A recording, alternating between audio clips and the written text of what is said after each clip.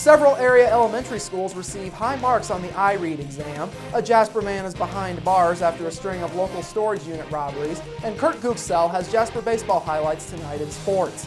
Those stories and much more are up next here on 18 WJTS News.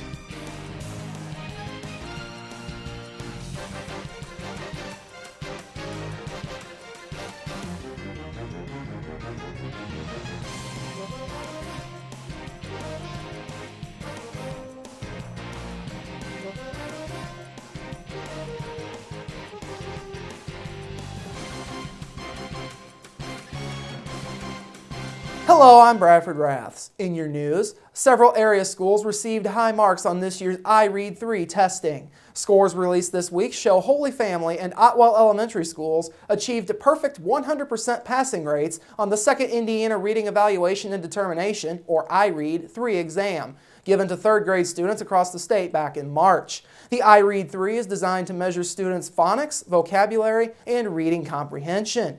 11 other local schools had a passing rate higher than 90%, which is the benchmark set by the state.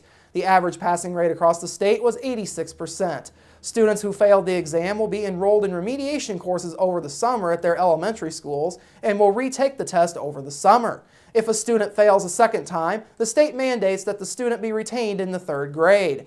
Children with an individualized learning plan, those who are eligible for the Indiana Standards Tool for Alternative Reporting Tests, and those who already have been retained twice might be exempted from the retest. Other area schools that joined Holy Family and Otwell Elementary Schools in meeting the state pass rate requirements include Christney Elementary and Precious Blood School, along with Holland, Ferdinand, Lincoln Trail, Pine Ridge, Nancy Hanks, DuBois, Ireland, and Celestine Elementaries, as well as David Turnham Educational Center. Two area schools that did not meet the state pass rate requirements include Huntingburg Elementary School and 10th Street School in Jasper. A string of burglaries involving storage units has landed a Jasper man behind bars. Jasper police say 37-year-old Ryan Estabrook broke into storage units on the south side of Jasper, stole items out of several of the units, and attempted to resell them at the Jasper Swap Shop. Police say cooperation from the Jasper Swap Shop in the investigation led to Estabrook's arrest. Estabrook was lodged in the DuBois County Security Center just before 9:45 yesterday morning on theft and receiving stolen property charges. A wanted man crashed his car into a mobile home in French Lick on Wednesday evening before trying to flee from police on foot. Indiana State Police troopers say they spotted a man not wearing a seatbelt driving a tan 2002 Mitsubishi on College Street in French Lick. When the trooper tried to pull the driver over, the driver sped up in an attempt to escape. Police say the driver, 24-year-old Angel Pagan Jr. of French Lick, led the trooper on a short chase, blowing through 3 stop signs before losing control and crashing into a mobile home in the 800 block of South Jefferson Street. After the crash, Pagan jumped out of the car and ran to his nearby home. After a short chase on foot, Pagan was taken into custody about 2 blocks from his house. Detectives say Pagan had a warrant out of Orange County on suspicion of stolen property.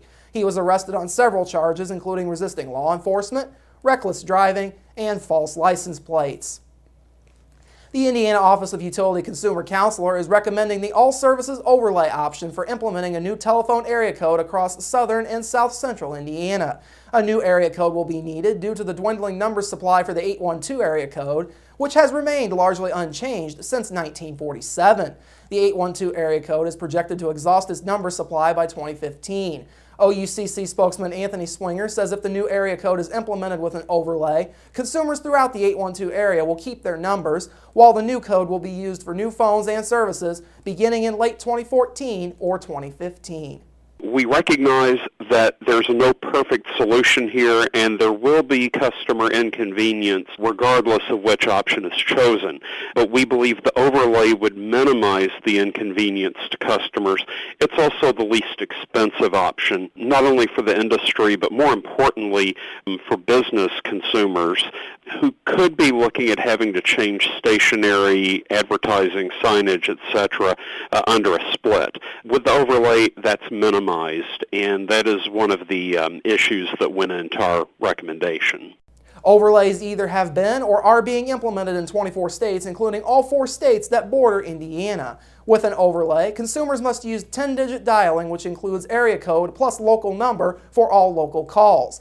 But Swinger says local calling areas will not change, and calls that are local before a new area code is added will remain local afterwards. When an overlay is chosen, there is a grace period of several months that will allow customers to get used to the change. We would expect that to kick in more than a year from now, but 10-digit dialing is the most significant change for the customer with an overlay. The Indiana Utility Regulatory Commission is considering whether to use an overlay or a geographic split to implement a new area code for the 812 area and is expected to make its decision by the end of this year. After a decision is made, the new area code will be phased in with the transition period lasting approximately 1 year. For more information, you can visit the OUCC's website, which is listed on your screen. As we approach the implementation of multiple provisions of the Affordable Care Act, widely known as Obamacare, many individuals and businesses are struggling to understand, accept, and adapt to the mandated changes that it will bring.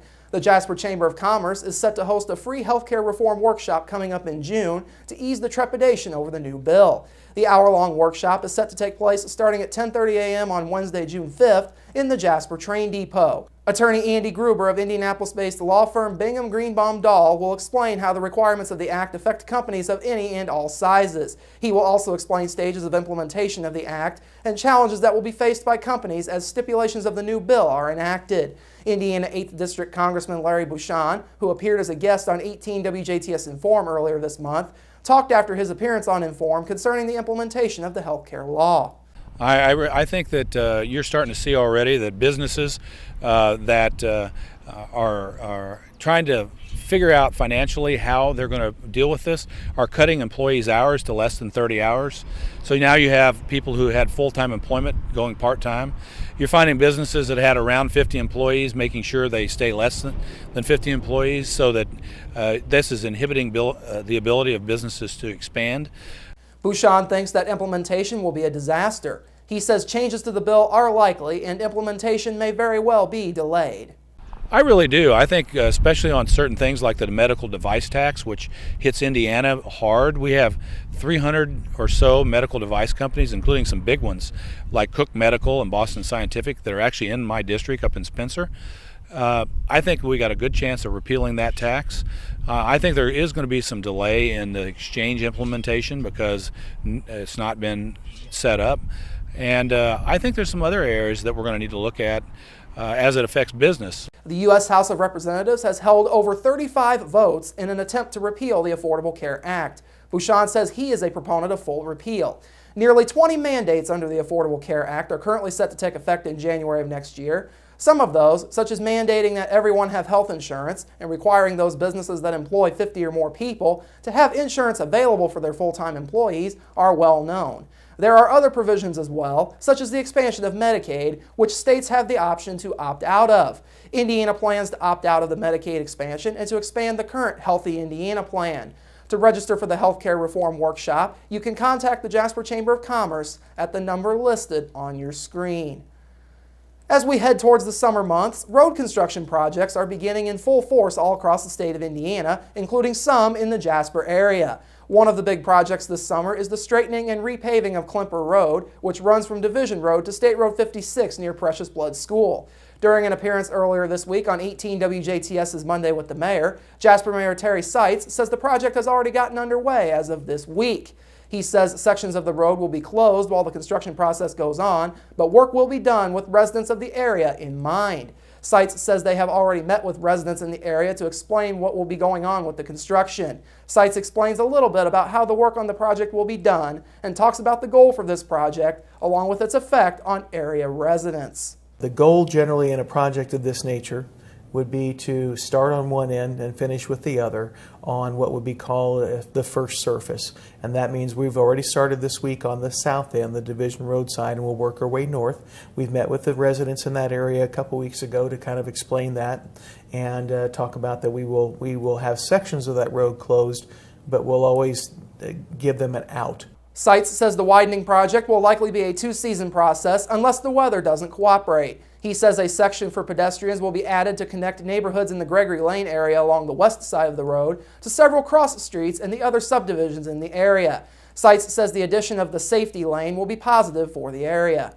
By adding 6 more feet of pavement, we're going to create a safety lane for really the neighborhoods to connect, and then we'll be able to really, in the Precious Blood area, walk virtually from every neighborhood, and that'll be good. Bike ride, whatever you like to do. Sites also says Sunshine Drive has been extended further south onto land that previously had not been built on. He says they want to match up the new section of Sunshine Drive up with the older section of road, which will need a few upgrades.